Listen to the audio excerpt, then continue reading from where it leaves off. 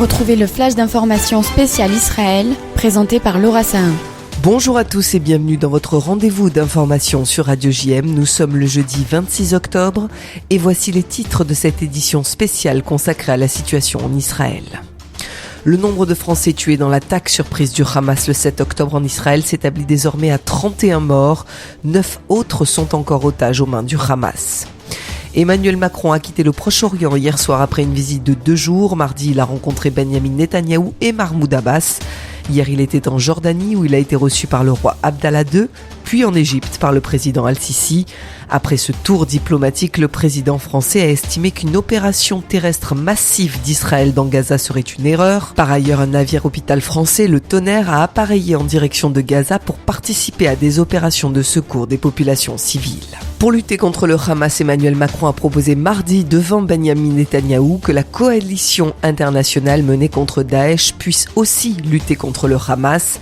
Une idée très innovante et originale car elle prend en compte le Moyen-Orient dans sa globalité, selon le président israélien Isaac Herzog. Sur CNN hier, la reine Rania de Jordanie a pointé un silence assourdissant du monde occidental, alors que les autorités palestiniennes recensent plusieurs milliers de morts à Gaza dans des bombardements israéliens en réponse à l'attaque du Hamas début octobre. Il y a un 2 poids 2 mesures flagrant, un silence de l'Occident qui pour beaucoup d'entre nous ici le rend complice de ce qui se passe à Gaza en soutenant l'idée qu'Israël ne fait qu'exercer son droit à se défendre, déclare-t-elle. Par ailleurs, elle a affirmé que rien ne prouve que des bébés ont été décapités en Israël. Fin de citation. Joe Biden et Benyamin Netanyahou se sont entretenus cette nuit et ont discuté de l'évolution de la situation. Le président américain a réaffirmé le droit d'Israël à se défendre et protéger ses citoyens. Il a souligné l'importance de se concentrer sur ce qui viendra après la crise afin d'ouvrir la voie à une paix permanente entre Israéliens et Palestiniens. De son côté, Netanyahou affirme avoir éliminé plus de 1000 terroristes du Hamas. Par ailleurs, des milliers de victimes civiles à Gaza sont à déplorer. Son nombre précis est difficilement quantifiable aujourd'hui. En cette période difficile, l'Union des étudiants juifs de France et le Fonds social juif unifié se mobilisent pour aider les enfants francophones à poursuivre leur scolarité en Israël. Écoutez la présidente de l'UEJF de Marseille au micro de Magali Barthès. Depuis le début de la guerre, beaucoup d'écoles ont fermé en Israël. Beaucoup d'élèves se retrouvent finalement à faire des cours par Zoom 1 à 2 fois par semaine en fonction des villes où ils sont, des écoles où ils sont, etc. Ce projet, qui est un projet de l'UEJF mais aussi du FSJU et de l'Agence juive, a pour objectif en fait de leur apporter un maximum de soutien, que ce soit au niveau scolaire.